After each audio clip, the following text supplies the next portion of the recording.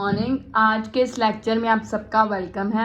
आज जैसे कि हमने पिछले लेक्चर में ट्रिग्नोमेट्री स्टार्ट की थी तो उसी को कंटिन्यू करेंगे। ट्रिग्नोमेट्री के कुछ ट्रिग्नोमेट्रिक रेशियोज हमने किए थे, पहले एक बार वो फटाफट से रिकॉल कर लेते हैं, फिर उससे रिलेटेड क्वेश्चंस करेंगे। क्या था ये हमने ये कहा था कि ट्रिग्नोमेट्री हमेशा राइट ट्रायंगल पर ही अप्लाई होती है। तो sine theta, cos theta, tan theta, cosecant theta, secant theta, cot theta, ये 6 ट्रिग्नोमेट्रिक रेशियोज किए थे। साइन थीटा का formula perpendicular by hypotenuse, cos theta base by hypotenuse, tan theta perpendicular by base, cosecant theta hypotenuse by perpendicular, secant theta hypotenuse by base, cot theta base by perpendicular.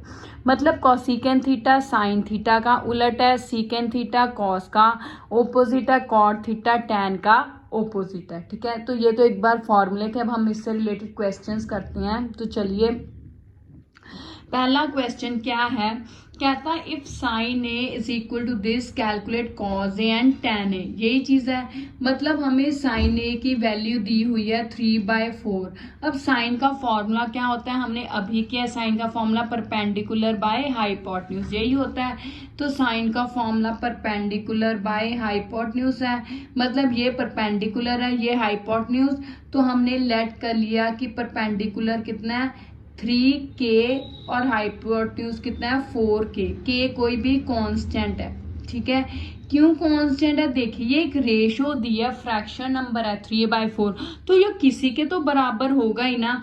तो हम इसे late कर लेते हैं k के बराबर, इसीलिए 3k और 4k ले लेते हैं। ठीक है, मतलब रेशो को हम एज इट इज नहीं लिख सकते, कोई इनका मल्टीपल साथ में जरूर होगा। इसलिए अब हमने क्या निकालना है, बेस। तो बेस निकालने के लिए पाइथागोरस थ्योरम कैसे निकालेंगे, हाइपोटेन्यूज का square is equals to perpendicular का स्क्वायर प्लस बेस का स्क्वायर। हाइपोटेन्यूज कितना है 4k का square is equals to perpendicular 3k का square plus base square. 4k का स्क्वायर मतलब 4 का square 16k square is equals to 9k square plus base square, ये आ गया। अब ये इधर गया तो 16k square minus 9k square is equals to base square, ये कितना आ गया 7k स्क्वायर। बेस अब इधर गया तो आ गया इसका अंडर रूट हो गया, बेस का पावर जब इधर गई तो स्क्वायर रूट बनेगी, तो k स्क्वायर तो बाहर आ गया, तो बेस मेरे पास आ गया अंडर रूट 7k, यही आ गया। अब हमने कॉज ए और टेन ए की वैल्यूज निकालनी है। कॉज ए क्या होता है बेस बाय हाइपोटेन्यूज, और टेन ए क्या होता है मेरे पास परपेंडिकुलर बाय बेस, यही होता है।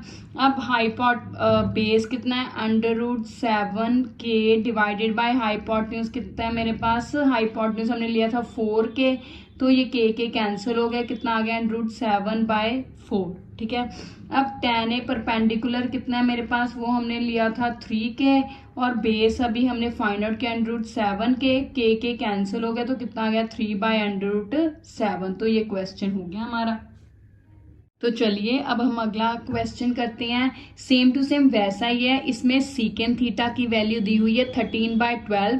कहता कैलकुलेट ऑल ट्रिग्नोमेट्रिक रेशियोज, मतलब सीकेन थीटा को छोड़कर बाकी जो भी ट्रिग्नोमेट्रिक रेशियोज है, जैसे कि ये सारी sine cos tan cosecant secant दिया हुआ है कॉट, बाकी 5 हमने ट्रिग्नोमेट्रिक रेशियोज की वैल्यूज फाइंड आउट करनी है। ठीक है, यहाँ पे हमें सिर्फ 2 वैल्यूज फाइंड आउट करने को कहा था, यहाँ पे अब सारी का है। देखिए अब यहाँ पे एक बात और, जैसे कि हमने पिछले लेक्चर में AC एंगल की अलग अलग बात की थी, अब यहाँ पे सेम है, तो इसलिए हमें कोई ज्यादा करने की जरूरत नहीं पड़ी, ना ही डायग्राम बनाने की जरूरत पड़ी है। ठीक है, अगर डिफरेंट एंगल होता तो फिर करते।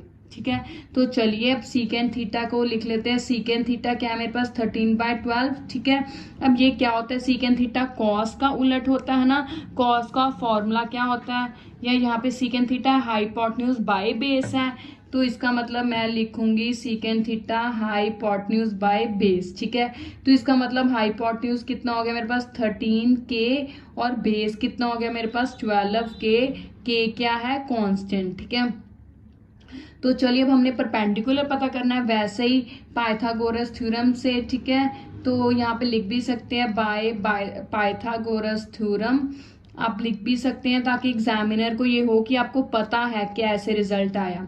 तो हाइपोटन्यूज का square is equals to perpendicular का स्क्वायर प्लस बेस का स्क्वायर। अब हाइपोटन्यूज कितना है 13k का square is equals to perpendicular हमने पता करना है, बेस कितना है 12k का स्क्वायर। 13 का स्क्वायर 13 को 2 बार मल्टीप्लाई किया 169k square is equals to perpendicular square, वैसे ही 12 का स्क्वायर 144k स्क्वायर। अब ये चीज इधर जाएगी तो इसको जब इधर लेकर आएंगे 144 को माइनस साइन आएगा तो ये आ गया इतना, तो अब 169 में से 144 गए, कितना हो गया 25k स्क्वायर, वैसे का वैसे।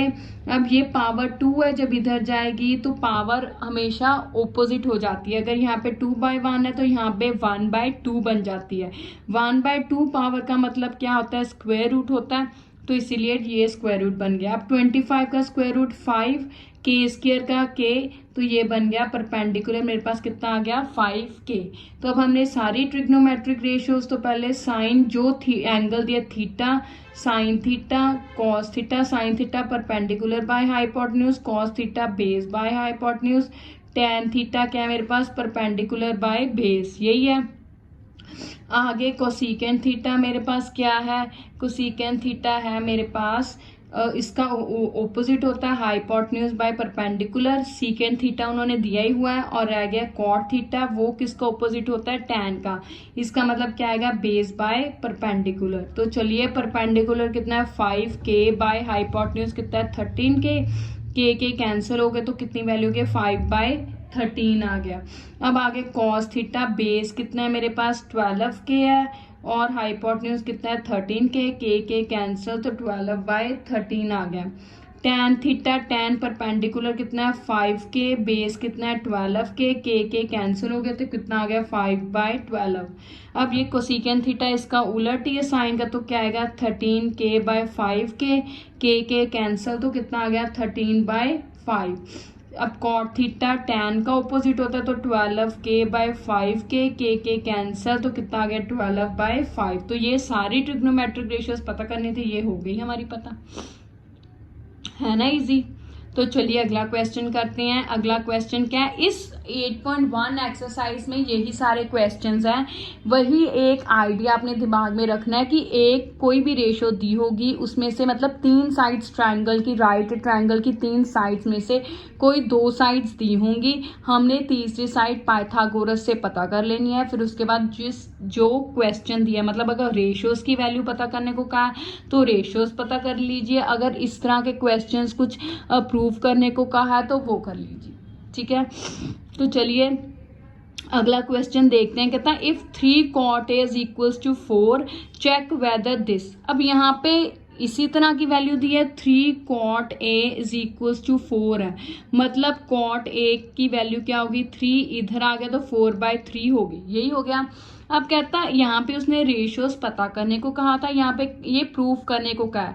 प्रूफ तभी करेंगे जब हमारे पास इनकी वैल्यू होगी, मतलब कॉट ए काम वही है, कॉट ए की वैल्यू लिखेंगे, तीसरी साइड पता करेंगे, फिर हमें क्वेश्चन में जो जो चीज पूछी है वो निकालेंगे, जैसे कॉज ए पूछा वो निकालेंगे, साइन ए की वैल्यू निकालेंगे और टैन ए की, फिर left hand side right hand से के हम वैल्यू फिल कर देंगे। अगर दोनों साइड्स बराबर आ गई तो बराबर। तो चलिए स्टार्ट करती हैं। तो कॉट इज इक्वल्स टू 4/3 है। कॉट का फॉर्मूला क्या होता है, यहाँ पे हमने लिखा है बेस बाय परपेंडिकुलर है, तो बेस बाय परपेंडिकुलर है, तो बेस कितना आ गया मेरे पास 4k और परपेंडिकुलर कितना आ गया 3k। तो हाइपोटेन्यूज पता करना है, तो वैसे ही हाइपोटेन्यूज का square is equals to perpendicular का स्क्वायर प्लस बेस का स्क्वायर, यही है। अब हाइपोटेन्यूज का स्क्वायर हमने पता करना है, परपेंडिकुलर का स्क्वायर कितना मेरे पास 3k स्क्वायर है ना, यहाँ पे लिखते हैं। तो क्या आ गया हाइपोटेन्यूज का स्क्वायर पता करना है, परपेंडिकुलर कितना है 3k स्क्वायर प्लस बेस कितना है मेरे पास 4k स्क्वायर, तो ये कितना आ गया मेरे पास 9k square plus 16k square, इन दोनों को ऐड किया तो कितना आ गया 25k स्क्वायर। अब h का स्क्वायर इधर जाएगा तो स्क्वायर रूट मतलब 5k आ गया। अब h मेरे पास कितना आ गया 5k आ गया, ठीक है। अब हमें जिसकी वैल्यू चाहिए cos a चाहिए, cos a का formula base by hypotenuse, base कितना है मेरे पास 4k बाय हाइपोटेन्यूज 5k तो 4/5 हो गया।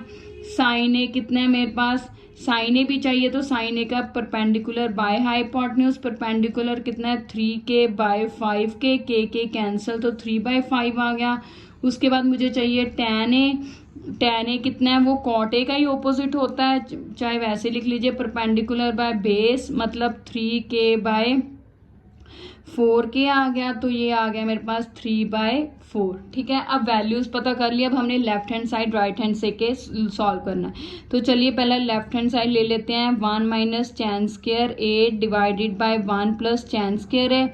अब इसमें tan ए की वैल्यू फिल करूंगी, 3/4 का स्क्वायर डिवाइडेड बाय 1 प्लस 3/4 का स्क्वायर, तो ये 1 माइनस 9/16 इंटू 1 प्लस 9/16, 16 इधर गया तो क्या आ गया 16 माइनस 9/16 इंटू यहाँ पे, चलिए यहीं पे लिख लेते हैं भाई 16 प्लस 9/16, यही आ गया। ठीक है, तो ये क्या 16 में से 9 गए 7/16 इंटू ये जो नीचे वाली रकम है ऊपर लेके जाएंगे तो ऑपोजिट बन जाता है 16/25, 16 कैंसिल तो कितना आ गया 7/25 आ गया मेरे पास। ठीक है, जब अगर मान लीजिए ये जैसे ये है मेरे पास 3/4 डिवाइडेड बाय 2/7 है। ठीक है, अब जो नीचे वाली फ्रैक्शन है इसको अगर मैंने ऊपर लेके जाना हो तो ऑपोजिट लेके जाते हैं, जैसे 3/4 वैसे ही मल्टीप्लाई नीचे वाली फ्रैक्शन ऑपोजिट होकर जाती है ऊपर 7/2।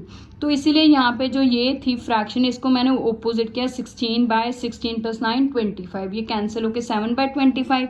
अब राइट हैंड साइड लेते हैं, तो राइट हैंड साइड मेरे पास क्या है कॉस स्क्वायर ए माइनस साइन स्क्वायर ए, यही है। तो कॉस ए की वैल्यू फिल की कितना होगा, कॉस कितना है मेरे पास 4/5 का स्क्वायर माइनस साइन ए की वैल्यू कितनी है मेरे पास 3/5 का स्क्वायर, यही है। तो अब इसको हम फिल करें तो कितना आ गया मेरे पास 4 का स्क्वायर कितना आ गया 16/25 माइनस 9/25, 16 में से 9 गए कितना हो गया 7/25, तो ये दोनों बराबर हैं, left hand side right hand side के बराबर है। तो ये हमारा क्वेश्चन प्रूव हो गया कि ये दोनों आपस में क्या है बराबर। यही हमने प्रूव करना था कि 3 cot a 4 is equal to check whether this is equal to this, तो वो बराबर है, तो ये हमने प्रूव कर दिया, हो गया क्वेश्चन, है ना इजी। तो चलिए अब अगला क्वेश्चन देखते हैं, क्या है अगला क्वेश्चन।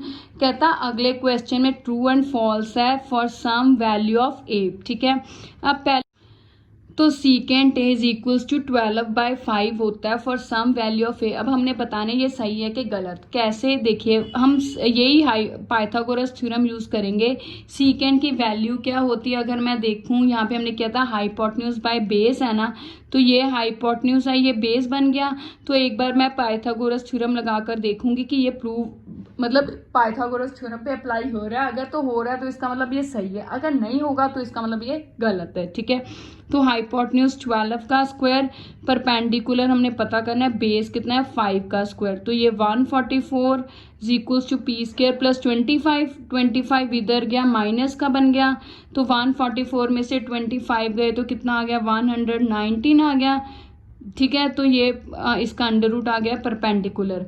अब ये चीज़ सही है ना, मतलब पाइथागोरस इस पर अप्लाई हो रही है, तो इसका मतलब ये क्या है मेरे पास ट्रू है।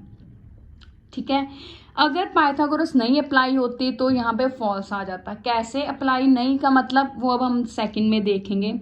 देखिए सेकंड में साइन थीटा 4/3 है, तो अब यहाँ पे लगा के देखते हैं कि इसमें भी यही पता करना है कि किसी एंगल के लिए साइन थीटा की वैल्यू इतनी हो सकती है। तो ये साइन का फॉर्मूला परपेंडिकुलर बाय हाइपोटेन्यूज है, तो अब वहीं वैसे ही पाइथागोरस लगाकर देखती हूँ मैं।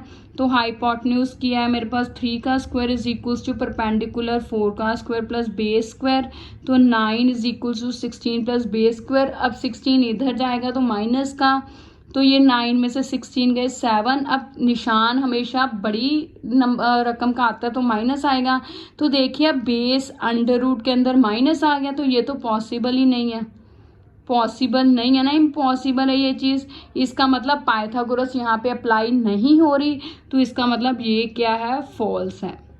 ठीक है, अगर यहाँ पे पाइथागोरस अप्लाई हो जाती तो फिर इसने क्या बन जाना था ट्रू। और एक मैं बता देती हूँ, ये मैंने आपके लिए बताया, पर अगर हम जब बड़ी क्लासेस में जाएंगे तब आपको पता चलेगा कि साइन थीटा की वैल्यू हमेशा -1 और 1 के बीच में ही रहती है। साइन थीटा की वैल्यू -1 और 1 के बीच में ही रहती है।